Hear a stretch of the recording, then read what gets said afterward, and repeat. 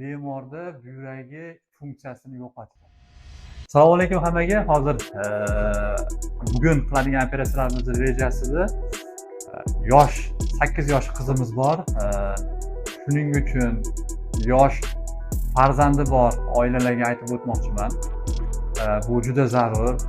Har bitta oilada farzand bor. Bu farzandni katta bo'lish davomida albatta shifokor ko'ruvdan o'tkazib, albatta o'zi qilib turish shart. Nimaga desangiz, bemorimiz 8 yosh, bizga kelganda isitma bilan kelgan va aniqlangan buyragida dimlanish bo'lgan, ya'ni gidronefroz, buyragi CD bilan to'lib ishib ketgan hamda infeksiya tushgan hisobiga isitma bo'lgan.